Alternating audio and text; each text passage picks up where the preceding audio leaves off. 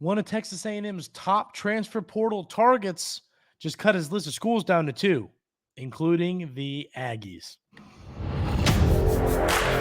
You are Locked On Aggies, your daily podcast on the Texas A&M Aggies. Part of the Locked On Podcast Network, your team every day.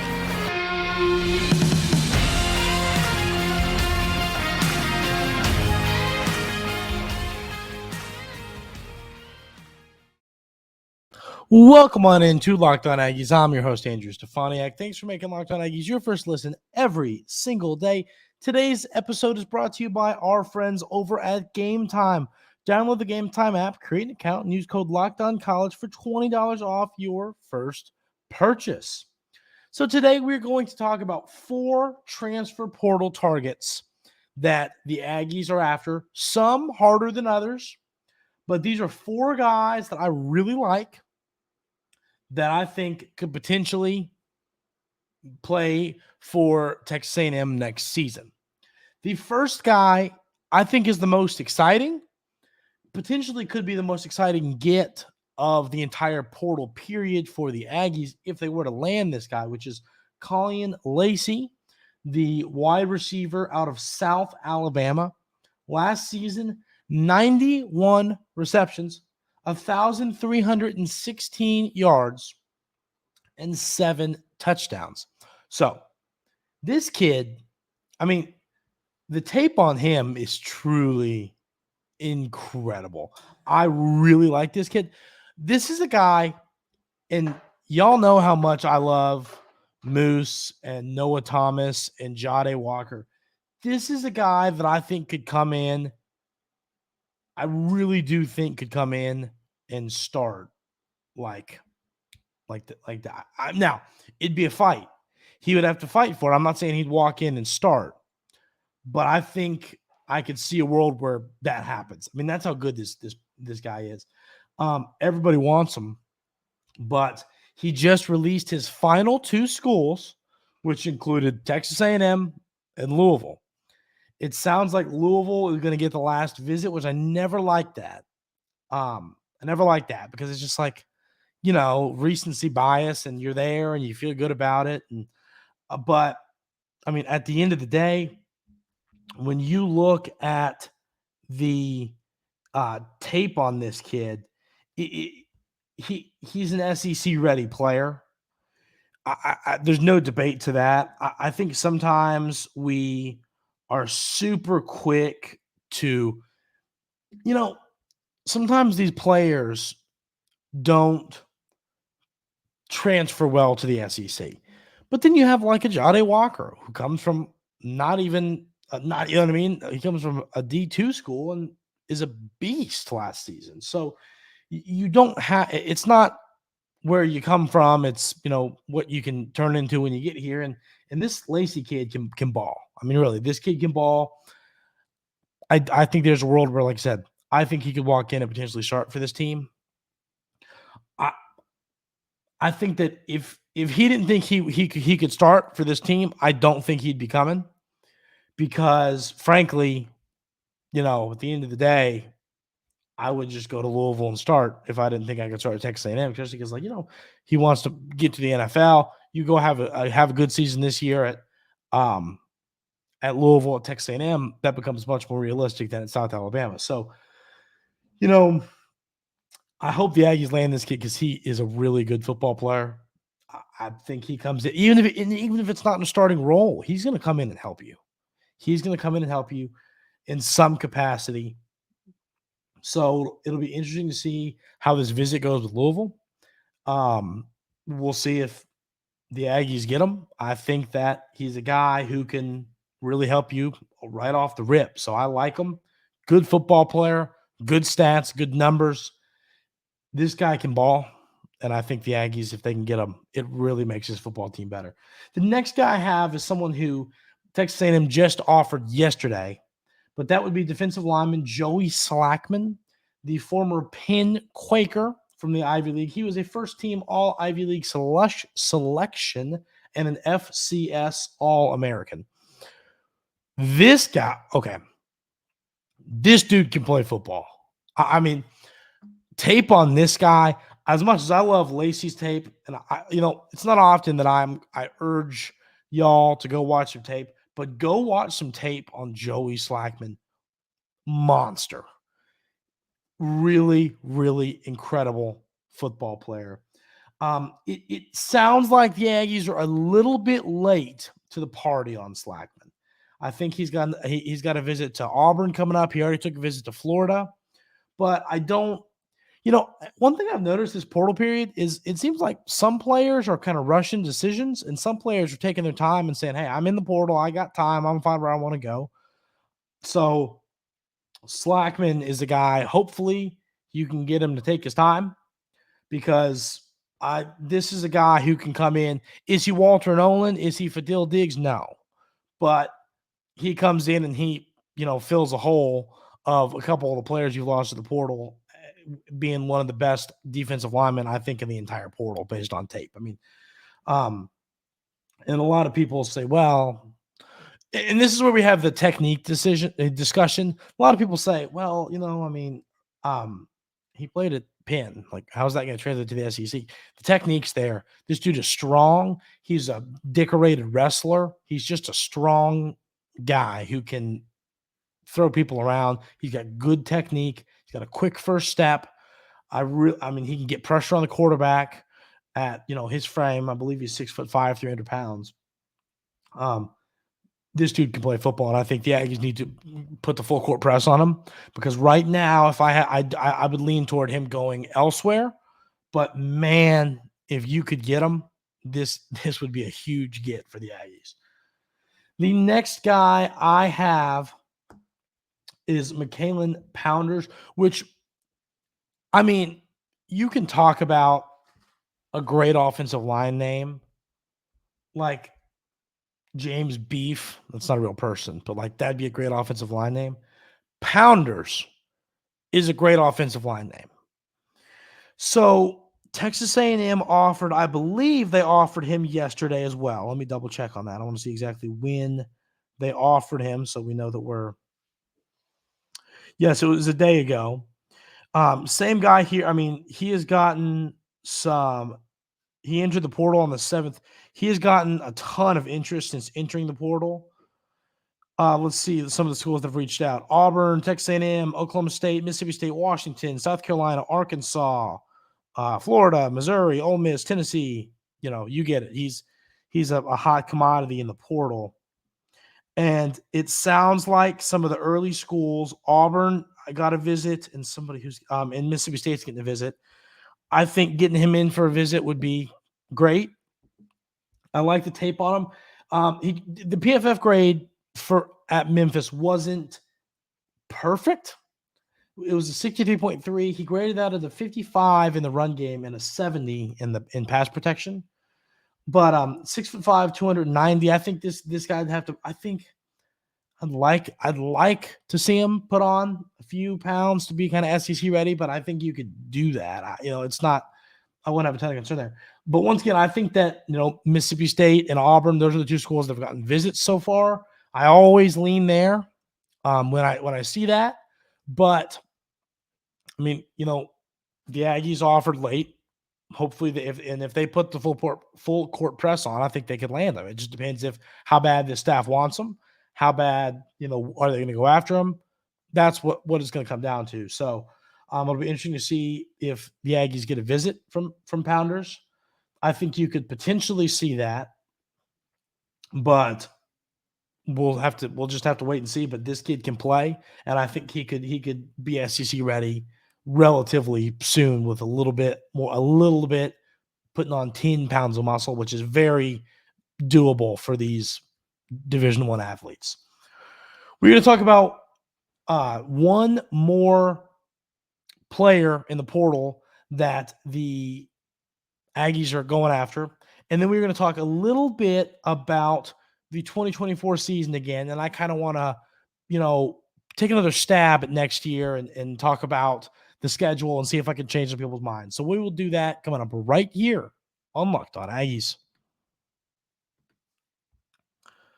First, I got to tell you about our wonderful friends over at GameTime. GameTime is the best place to go get tickets. What I love about GameTime is that a lot of places, a lot of these companies, they're in the business of making money. GameTime, it feels like they're in the business of making people happy and getting them to the events they want to go to. We all want to go to ball games. We all want to go to concerts. We all want to go to comedy, right? The best way to get your tickets to those things is GameTime. Whether it's last minute, whenever you get them on GameTime, the tickets they give you the best deals because they care about saving people money. We all get joy from these things, from going to a sporting event, from going to a concert. You don't want to, if you want to go see Zach Bryan, I don't want to spend $7,000 to do it. GameTime makes sure you don't pay a ton of money. They save you money compared to their competition. You got to check it out. I promise it's worth it. I love this company and I love this app. Take the guesswork out of buying tickets with GameTime. Download the GameTime app, create an account, and use code LOCKEDONCollege for $20 off your first purchase. GameTime app, promo code LOCKEDONCollege for $20 off your first purchase. So the next and last portal player that we are going to discuss is Jermod McCoy, the corner from Oregon State, a Beaver. I love the Beavers. I think that's a great mascot up there in Corvallis. Beautiful place. I've always wanted to go up there in Oregon and do a little bit of fishing. But another good player. This is a guy, I think, if I had to rank the chances I think the Aggies have of landing these four players, I would probably go 1 Lacy, 2 McCoy, 3 Pounders, 4 Slackman. So I think there's a legit chance that McCoy could play at Texas A&M. It's a position of need. We all know that. And he's talented. I like the tape on him once again. I think he's a guy who could come in and start. I'm curious. Let me know in the YouTube comments y'all's thoughts on this. For those of you that have watched tape on McCoy, how do you feel? Who do you like better? Will Lee, the player already committed, the corner already committed to Texas A&M from Kansas State following Coach Caullin Lacy, or McCoy? Let me know that in the comments. I'm very interested to see y'all's thoughts on that. But I think there's a legit chance. It sounds like he's got an A&M visit coming up. I think it said next week. This says Oregon State transfer Jamal McCoy is set to visit Texas A&M next week. Well, what is that? What is next weekend? Oh, here you go. It says on Friday. Oh, so I think maybe today. Yeah, I think he's in. I think he is, unless he canceled it, which I didn't see that anywhere on Twitter. I believe he's in for a visit. So that's great to hear. This guy's gotten offers. Washington, Oregon, Michigan State, Utah, Louisville, Houston, TCU, Texas Tech, Auburn, A&M, Ole Miss, Arkansas, USC. This guy's gotten offers. Oklahoma, Florida, Tennessee, offers from all over. So, and he hasn't no one's posted anywhere that he has canceled a visit. So, according to this report, he should be on a visit right now, unless something changed, which if it has, I haven't seen that anywhere on Twitter or anything. But this kid can ball, and I'm excited to see if the Aggies can land him because he's a really good football player. And I think him and Will the Blanket Lee really do fix your issues in the secondary, some of the issues from last season and some of the players that you lost to the portal. So yesterday, as you everydayers know, we ran through the 2024 schedule. Now that we know, the way it's laid out, not just the opponents. And I talked about ceiling and floor. And there was some, and Dez had some great points. Dez comments a lot, which I appreciate him. He always has a ton of great stuff to say. He was commenting yesterday, disagreeing with me a little bit, which like I said, when I was discussing this yesterday, I knew people were going to disagree with me. And, he was talking about how coach, with a first-year head coach, the turnover with the roster, that the ceiling that I thought was possible he doesn't see that being possible. So I think it's a fair and great point. I kind of want to make my kind of response to that and talk about my thoughts to that. But let's do this. Let's read the exact comment and kind of talk about. So he said 11-1. So A&M is going to have one of its best seasons ever in a transition year. And then a funny thing about so Florida 5 wins, 7-8 wins max transition year. So my thoughts there to respond to that. I think, and one thing I should have added, which is funny, I was actually on a different show yesterday talking about some other SEC related things. And I think that all we can do right now is I can project where I think the roster is going to be. SEC rosters will be next season. And when you look at Texas A&M's 2024 schedule, there's a whole bunch. I want to pull the schedule up again because I've already forgotten. Here we go. So, for example, at Florida, tough place to play, but I don't think, frankly, I think Texas A&M will be a better football team next year. Same with Mississippi State on the road. Same with South Carolina. Auburn will be close, but I still think Texas A&M will be a better football team next year.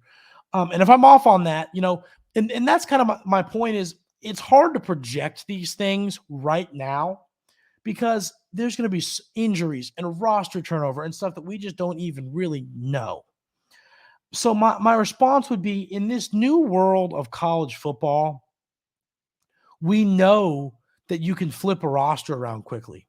We know that Mike Elko walked into a better situation than many head coaches have with the talent on this roster. Despite losing a handful of players in the recruiting class on the roster, if he's able to salvage, 40%, 50% of this talent, bring in some guys in the portal, this can be a really good roster. And I think Mike Elko has proven, unlike Jimbo Fisher, that he can get more out of less. And right now, I think he can, it'd be getting more out of more because I think he's going to have a talented roster. Even though you've lost talent, I still think there's a world where this is a top 15 roster in college football. And at the end of the day, I believe 24/7 Sports will put out a blue chip ratio next year. Talk about based on blue chip ratio, the 18 teams that can win the national championship. And I think that A&M is going to be one of those teams. So do I think that A&M is going to go 11-1? No, I don't. Do I think that is a legitimate ceiling? I do, because I think this schedule is so manageable. At the end, we don't know what these teams are yet. So once again, I want to add this, because the ceiling is 11-1 right now, does not mean the ceiling is 11-1 in 3 months for me if LSU or Arkansas or Mississippi, someone lands this crazy good portal quarterback and has a great portal period, and you go, ooh, I don't feel good about going to play Florida on the road anymore. You know what I mean? I think the ceiling will change every month to me, just based on what these other teams do in the portal. But looking at where these rosters are right now and the question marks around Texas A&M's opponents, and knowing that you get all of your most difficult games at home, I do think it is legitimately possible to reach the ceiling. What I'm saying is, and I saw this on Twitter yesterday, and I think it's a great point. If you look at this schedule, knowing based on the home and away, there's not one game. I wish I could give credit to whoever tweeted this yesterday, but there is not one game on Texas A&M schedule where they're going to be a more than a touchdown dog. Notre Dame at home, I bet that's like a 5-point line. It's going to be a slim line. Even Texas at home, that's different. I'm saying if I had to project lines right now, I'd say something similar, maybe a touchdown line there. LSU at home, 3 points. That's what I'm saying. All of these games are going to be close. Last year, A&M lost every close game. Could Mike Elko win close games? That's what we don't know. So, it's a fair point that Des made in the comments. Fair points. I don't disagree with anything he said. And I get what he's saying. Like, I get the thought there. But I just, so that's kind of what I'm saying. I think that where the SEC's at right now, just based on my knowledge of the conference as a whole, I think you could argue that if Texas A&M wins the games they're supposed to and steals a few at home, that 10 wins is very possible, and 11 wins in a crazy universe on the moon could happen. But I mean, 10, like, legitimately. And I know, like, so once again, like, I know it sounds like, oh, this guy just thinks his team's always going to win. I get that. No, I do understand how that comes off. But looking at this, I don't know how you can go, okay, they take care of all their road games. Auburn, South Carolina, Mississippi State, Bowling Green. They beat McNeese. They beat Bowling Green. They beat New Mexico State. There's 7 right there. You take care of Arkansas, and you go, can they steal 2 of these 4 games? Missouri, LSU, Texas, Notre Dame. I've talked about how LSU, I think they'll be good next year, but will they be as good as they have been? Missouri wasn't a one-hit wonder. Notre Dame, they're always overrated. Texas, really good football team. Really good football team. I think the only way you beat Texas is it's a rivalry and it kind of just close the whole way and you sneak one out at home. But, I mean, I think that's kind of my argument. So those that disagree with me on that, once again, I want this to continue to be back and forth. I think it's a great conversation to talk about the ceiling and the floor. But, yeah, let me know thoughts on that in the comments. I'm very curious. And, Dez was assuming he's back in the comments today. He was great back and forth with people, with sharing his thoughts and just incredibly insightful stuff. So hopefully he's back today on Friday, and we can have more of a discussion about this. But Dez, those are my thoughts. So if you're listening, let me know your response and thoughts there. I appreciate you being here, buddy. So now we're going to talk about what Texas A&M needs to do if they want to hit their ceiling and what they need to do if they're going to hit their floor. And we'll talk about that coming up right here on Locked On Aggies. But first, I got to tell you about our friends over at Prize Picks. So Prize Picks is just the most fun thing to do.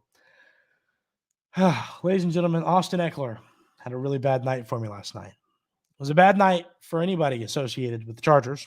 Obviously, I'm not, aside from owning Austin Eckler and 2 of my fantasy teams that are in the playoffs. And he hurt me. He ripped my heart out. My dad is making fun of me. I'm playing him in the playoffs, and this is not a good time.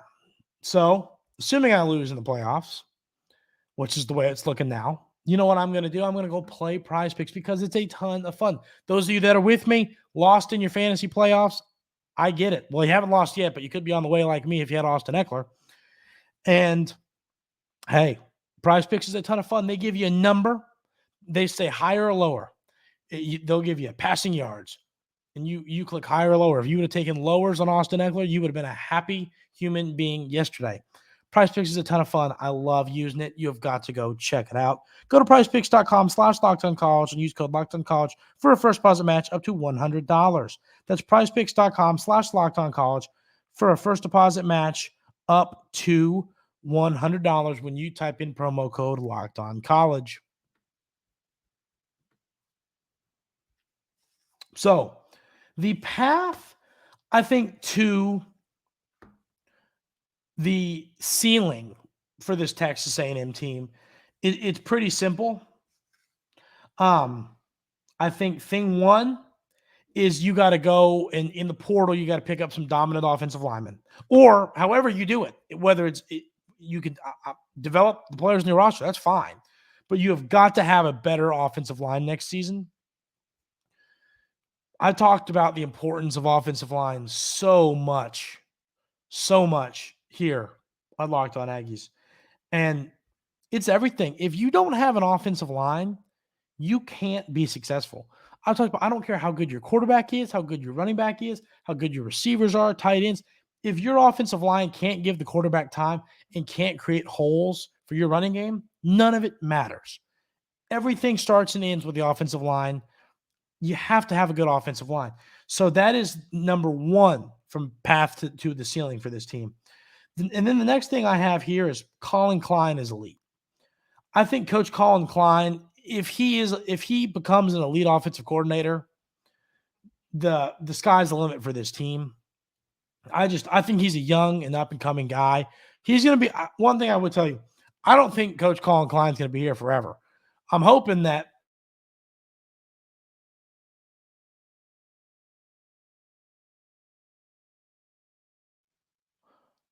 you lost me for a second. Sorry about that. The internet just went out. That was really weird. But hopefully I'm back. Coach Caullin Klein, I think, is going to be a coach that is here for a while and is successful. And then when inevitably, he's going to move on to a head coaching job somewhere. That's how good of a coach he is. And then the last thing I have here is to just develop talent as a whole. You have got to develop the talent on your roster. Have to.